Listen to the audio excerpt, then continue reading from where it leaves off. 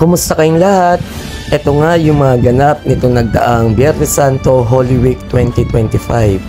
Ito ay binibihisan na po ni Mayo Cruz ng Marikina at late na rin kami nabihisan, pasado alas 12 na yata nung dumating si Mayo para bihisan yung Laboda Decana dahil marami rin siyang binihisan, kaya late na rin kami nakapunta ng Dangwa at late na rin kami nakauwi at inumaga na kami talaga sa preparasyon para sa Biyernes Santo, kaya talagang puyat-puyat, pagod-pagod ang mga taong tumulong para rito.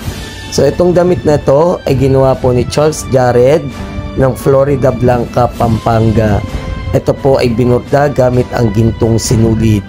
Kung mapapansin nyo talaga, ang request ko talaga sa kanya yung umbok na umbok, yung pagkakaburda, kaya yan talaga, thank you Jared. At yung design po na kay Cristo ng Laboda Decana ay ginamitan po ng design na ubas at trigo. Ayan, thank you din Jared sa pabelt, sa borlas po na binigay mo para sa aking mga alaga. Ayan, makikita nyo yung burda na gawa po sa Pampanga. Ito naman kay Mama Mary, nilagyan to ng mga bula-bulaklak din na ginamitan din ng gintong sinulid. At syempre yung AM na simbolo po ng ni Mama Mary.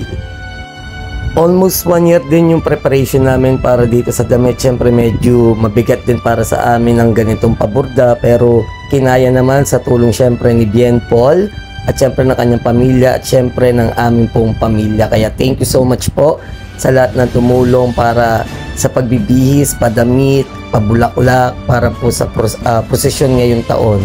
Ito na nga po, nilabas na yung aking birhen, syempre si Cristo. Isasampa na po nila yan sa karosa, katulong si Kuya Darwin, si Jessel, si Kuya po, at syempre si Bien Paul. Ayan, talaga nang binuhat nila yan. Medyo may kabigatan dahil ang aking pong mga alaga ay almost 5 feet, 5.5 feet yung size nila.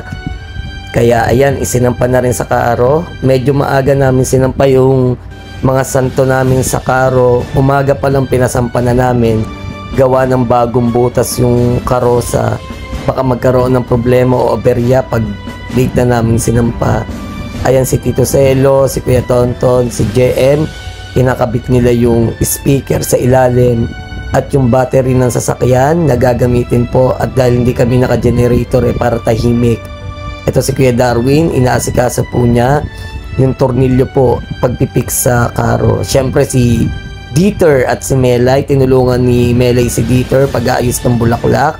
At siyempre si Maymay at si Bien Paul, siyempre toka yan pagluluto para sa kakainin. Siyempre Kapampangan, masarap magluto yan.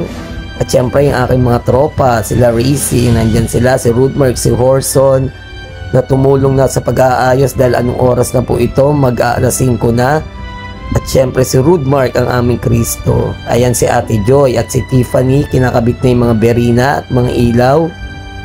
So ito na yung natapos na yung pag-aayos. Simple lang kasi ang gusto namin mangyari, focus lang talaga sa santo.